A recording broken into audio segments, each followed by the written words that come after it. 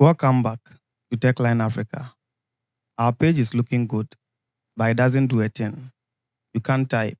You can't add a task. In this video, we are going to build an input form and some of the functions that will power our application. By the end of this video, you will understand the concept of functions and loops and apply it in our project. Concept first, then we build. Let's go. A function is a reusable block of code that does one specific job. The keyword here is reusable. You write the code once and you call it anytime that you want. Let's create a simple function.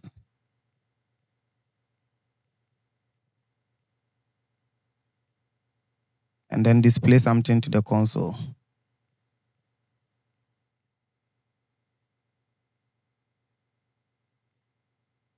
This is what we are doing. We just created a function and we are saying that this function should log to the console, hello from TaskFlow. To save your work, you go to the browser and then refresh the page. But then we don't see anything in the console. That is because we just created a function, but we did not execute the function. To execute the function, we need to call it or invoke it.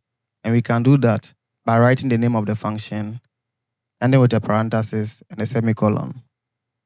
Save the work, open your browser and refresh the page, and now you should see your output in the console. The keyword function tells JavaScript that we are going to create a reusable block of code. Every function must have a name, and that is what we are going to use whenever we call the function or we invoke the function. Everything inside this curly bracket is what we call the function body, and that is what we execute anytime that we invoke the function. And in this case, we are displaying to the console. Function names should always describe what the function is doing. If you are struggling to choose a function name, you are probably doing a lot of things in the same function, which is not advisable. Every function has a specific job. Do not create a function that will add a task and that same function will delete a task based on some condition. Functions can also have parameters, and parameters always live in between the parentheses after the name of the function.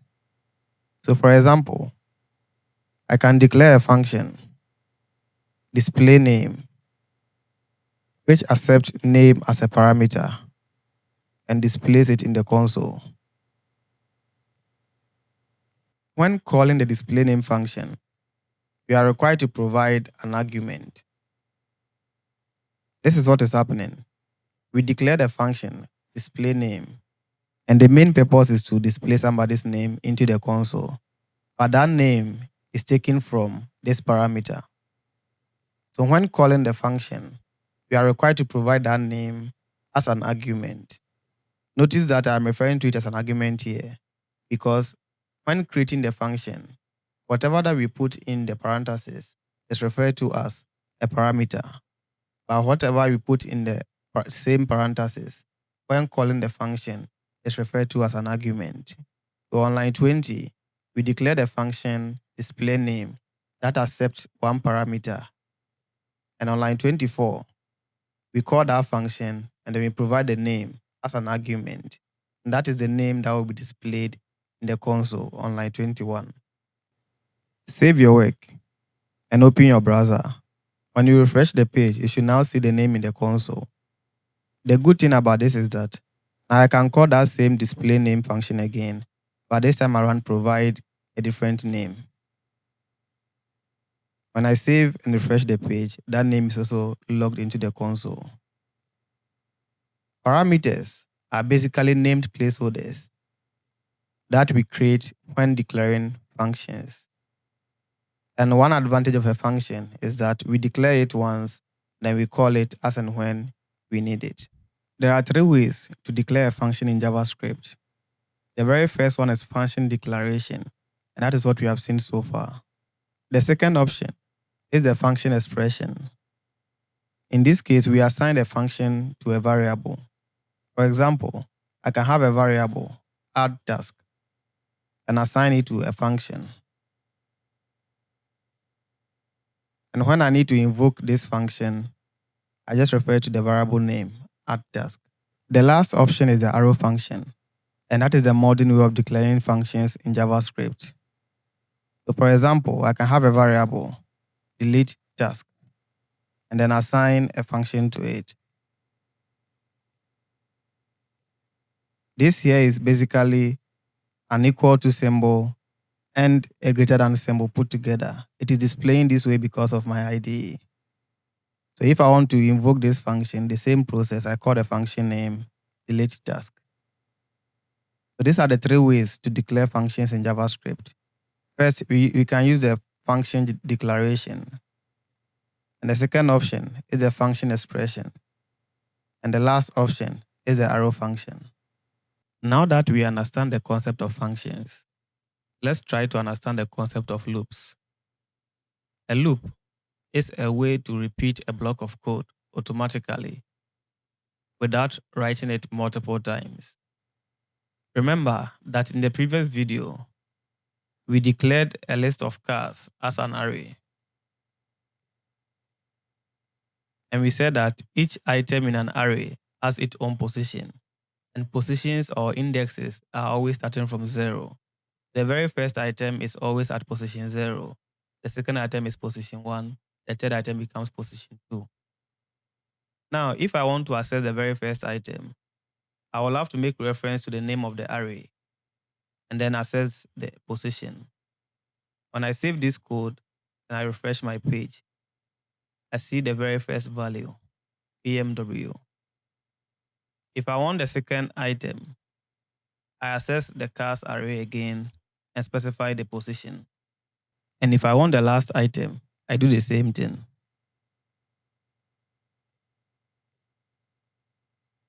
Now in the console, I see all 3 cars.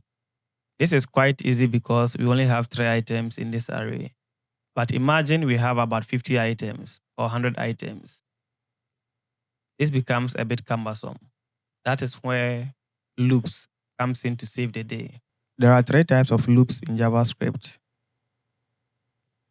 The for loop, for each loop, and the for off loop. This is the syntax for the for loop. So you bring your keyword for, and then you open a parenthesis, and you close the parenthesis. In between the parentheses, we have 3 parts, separated by semicolon. The very first part is the starting point of your loop.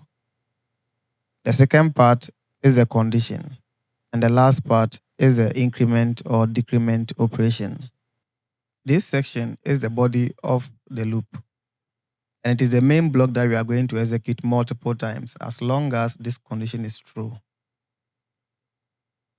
For now, let's try to display the value of I. So you save it and then refresh your page. You should see from 0 up to 9. Now let's try to understand how this is working. The very first part of the for loop is basically a variable that we have declared. That this is something that we have seen before. We are saying that declare a variable I and assign a value 0. That is the very first part of the loop. The second part of the for loop is comparing the value of I to 10. So the initial value of I is 0. Is 0 less than 10? If it is true, then go ahead and increase the value of I and display the value. And then we go again. Now the value of I is no more 0. It becomes 1 because we have incremented it here. Now, is 1 less than 10? If it is true, then go ahead and increment it by 1 and display. So it is going to go like this until this condition becomes false. As long as this condition is true, you go ahead and execute this block of code. Let's try to change this condition from 10 to 3, and let's see what will happen. Refresh your page. Now you will see it is starting from 0 up to 2. Simply because this condition has changed. All the time, the for loop is comparing the value of I or the initializer your condition. And as long as this condition is true, it's going to execute this block. Now, if you're looking closely, the numbers that we are displaying in the console here are the same positions that we have in our cars. So instead of repeating this line of code, we can basically come here and say that go and display cars at position I. Instead of cars at position 0, we will say display cars at position I. And automatically, we can get a list of cars.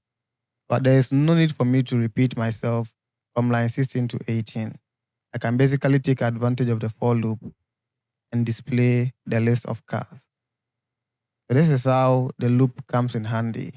Instead of repeating this line of code for each individual item, I can basically write a simple loop and then it will display the list of cars for me automatically. What happens when a new car is added? Save the code, refresh the page, and realize that the last car is still not displayed because we have hard-coded the condition here. Now the last item in the array becomes 4. And the condition here is saying that the value of I is always less than 3. So this condition never gets to the 4th item, which is why it is not displaying. So to avoid this, when using the for loop together with arrays, the array provides you with a function that we can use to get the total number of items in the array automatically. You just have to call the array name, and then you use the .length function. By doing this, you can now get the total number of items, and all the time, the items in the array will be displayed. So if I go ahead and add another car, I don't need to go and make any change. Refreshing the page, I should get the last item that I just added. The for each loop can also be used to access the items directly in the array. You can do that by referencing the name of the array and then dot for each. Now we can go ahead and log each item to the console. Now the advantage of this is that there is no need to set a condition, there is no need to set a starting point or an initializer. JavaScript automatically knows where to start from and where to end. So I'll comment this out and save. Refreshing the page should give us the same output, no changes. And if you go ahead and add a new car, automatically will be loaded. The last option is basically the middle ground. It is cleaner than the for loop and simpler than the for each. And this is how it is working. So for const car of cars, basically we are saying for each car inside the list of cars, go ahead and display it. And when you save and you refresh the page, it will also display it just like how the previous loops are doing. Now that we understand the concept of functions and loops, let's create some functions that we are going to need in this episode. The very first one is a function to add a task. The second one will be a function that will display the list of tasks. And the last one will be a function to update the status count. Before we update these function bodies, let's update our HTML page to have the component that we are going to need in this episode. Let's start by adding the status count component. So after the header, we create another div container and let's give it a class of stats and ID of stats. The very first status that we will count is the total status.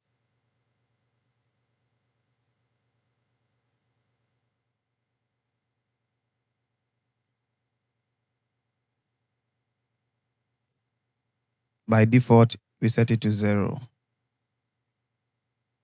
Then we give it an ID of start total. And then the actual content becomes total.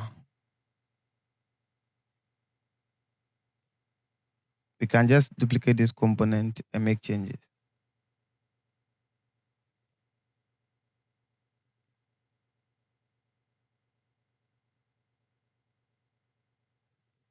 And this becomes the completed task.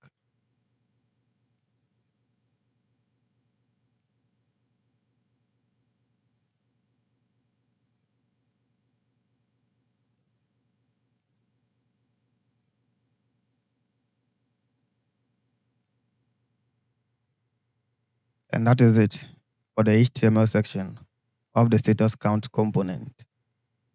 Save your work. Open the browser and refresh the page. And you should see this component. The next step is to add our CSS. Open your CSS file and let's add the following CSS. We reference a class of start. Then we give it a display of flex, a gap of 12 pixels, margin bottom of 32 pixels, and then a flex of wrap. For each start item, we give it a background of surface. This is a variable that we have already declared. Border, 1 pixel, and then we use the border variable.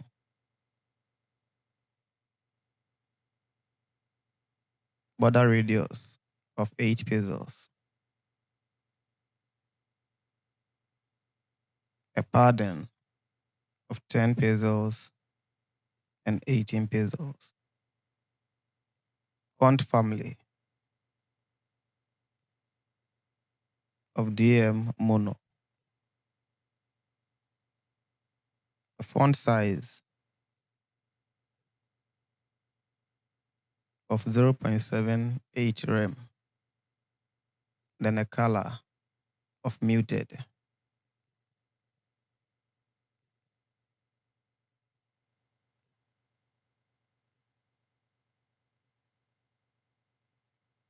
The strong tag inside the start component, we give it a color of test.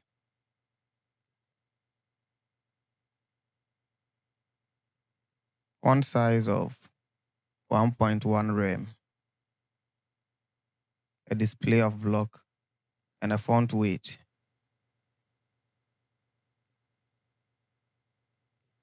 of 700.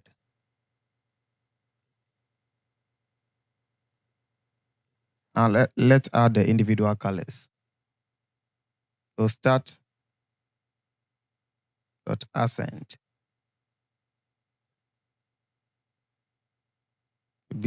would have a color of accent.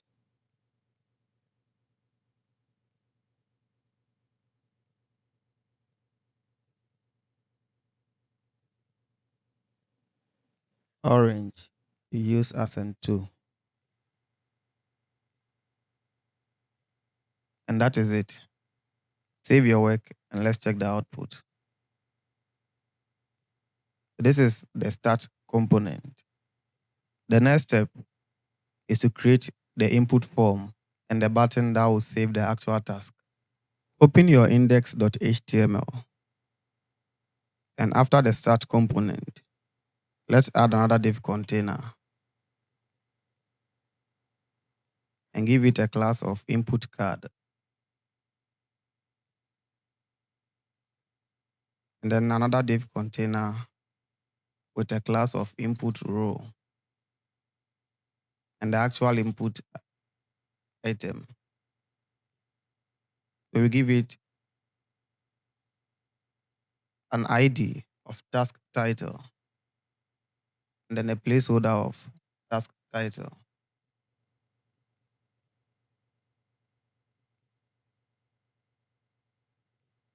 Let's add the priority input.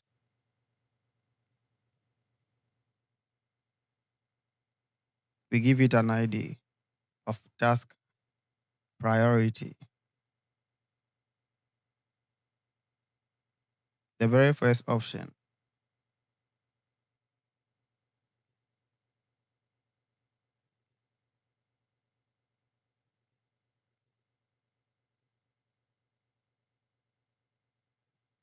And then let's go ahead and add our button. This is what we'll click to add a task.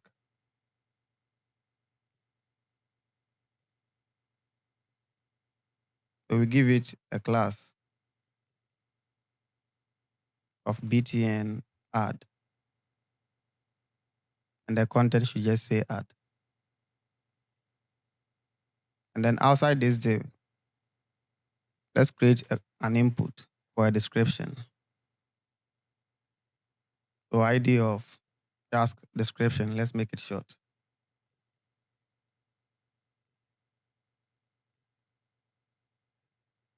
And no class for now. The description can be optional.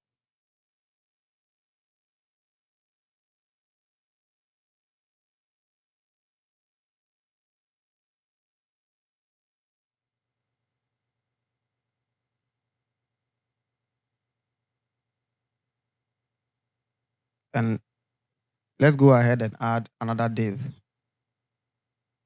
and give it a class of error message and ID of error message. You will need this in the future. And then finally, outside this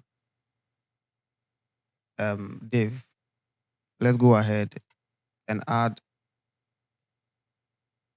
another div with a class of task list and then ID of task list. Save your work and refresh the page. Now we should have this input. The next step is to add our CSS. Open your CSS file and let's add the following styles. The input card will have a background of surface, the same border and border radius, a padding of 24 pixels, and a margin of 32 pixels. That same input card, when focused within, we give it a border color of accent and a box shadow of this. And the input row that we created, it have a display of flex, gap of 10, and a margin bottom of 12. Let's save it and check the output. Now we should have this. The next step is to style the input field itself.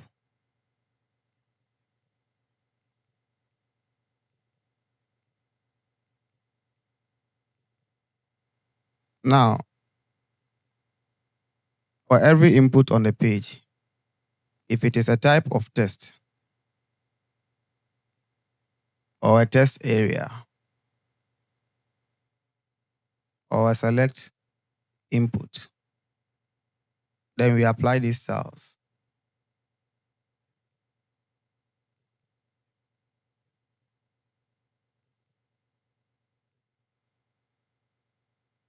And we apply the same focus. So the focus on the input, focus on the text area, and the select. You have these styles.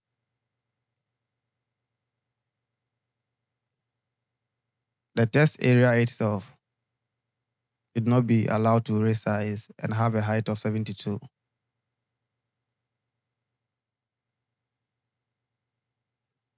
And the select tag, you have a cursor of pointer, weight of auto, and a main weight of 130 pixels. And then the button that we are going to click, btn add, you have the following styles.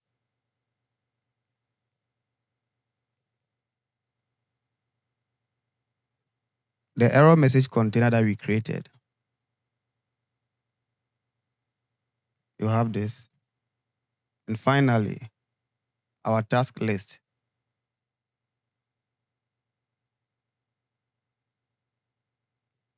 It also have a display of flex and a flex direction of column.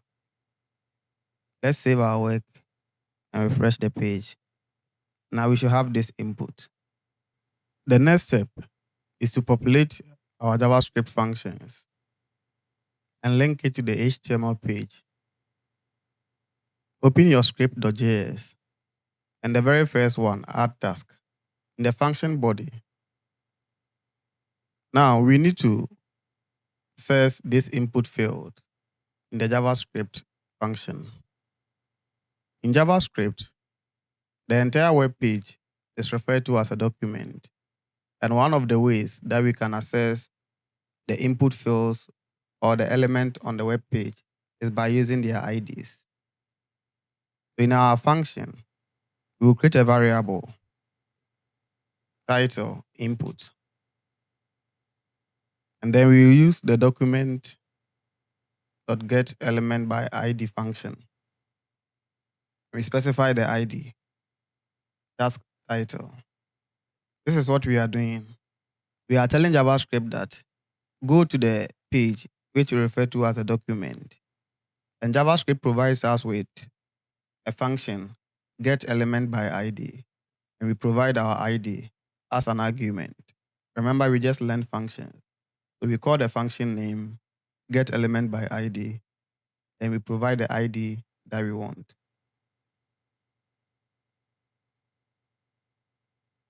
Now, this will give you access to the actual input element.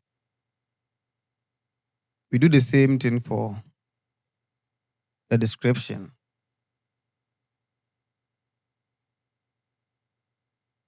We can do the same thing for the priority. But in this instance, we access the value property automatically.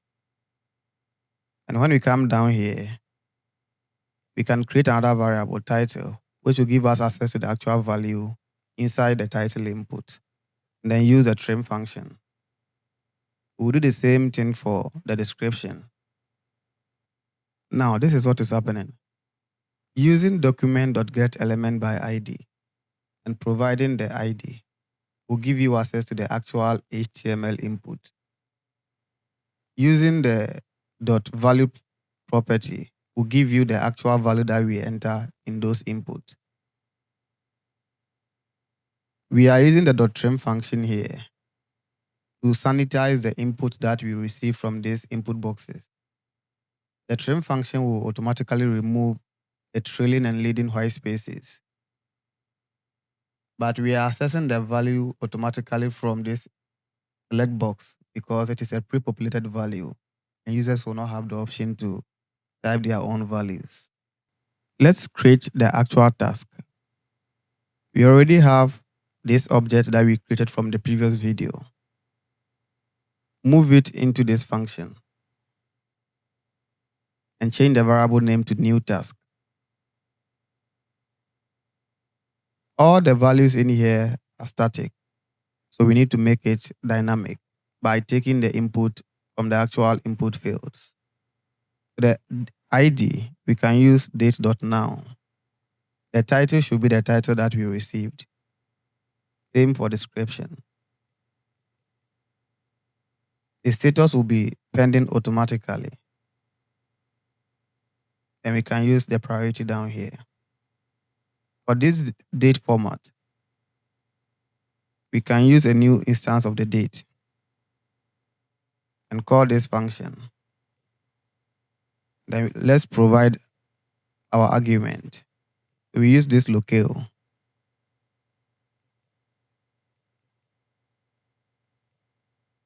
And then the day should be numeric. And the month dot.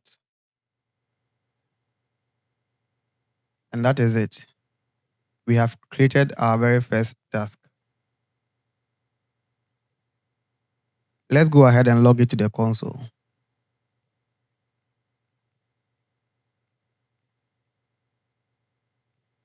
Make sure that the IDs that we use here is the same as the one that we use in the form.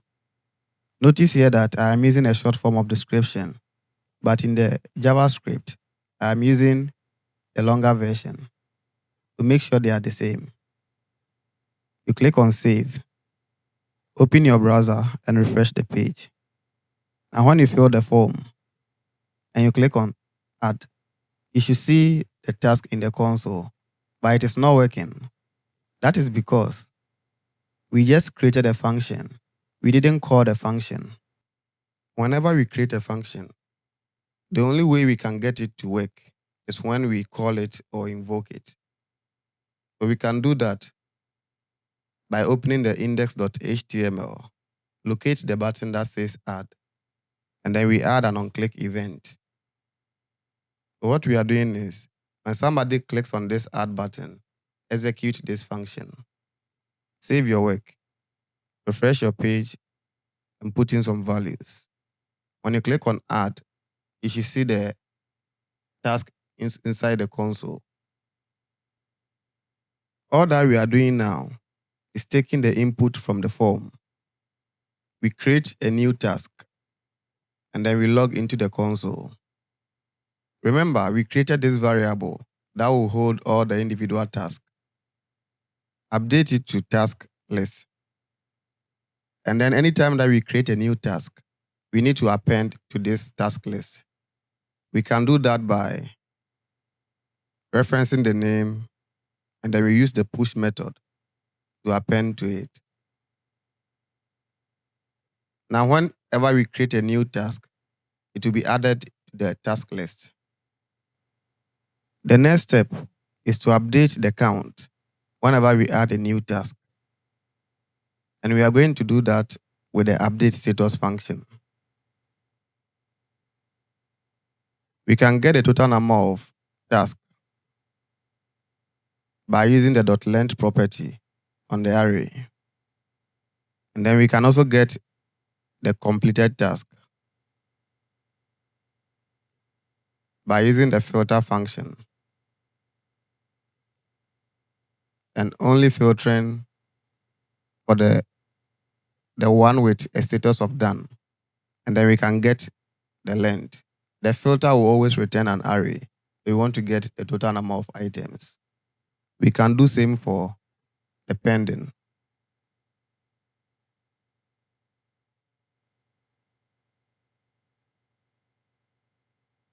Now that we have the numbers, we can go ahead and update our component. We reference the document, which is the web page in JavaScript. And then we get the start total, then the text content. We can update it to the total value. We do same for the done, then same for the pending.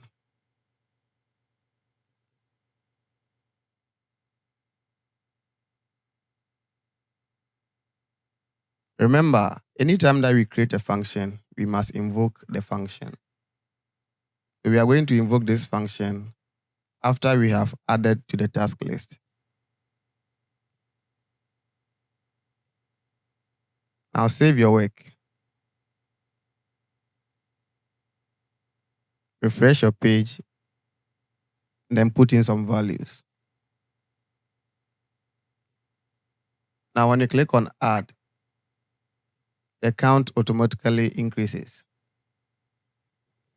Let's update the last function that we created. So in the body of the function, we call the task list, and then we use the for each that we just learned. For now, let's just log into the console. And again, we have to invoke this function. And we can remove the console log. Save your work and refresh the page. Add some task and click on Add, and we should still get the same output. This is what we've done so far. We've learned the concept of functions and loops. and we have applied it in our project by adding a task, displaying the list of tasks, and updating the status count. In the next video, we are going to understand the concept of if statement and Boolean logic and apply it in our project. See you in the next video.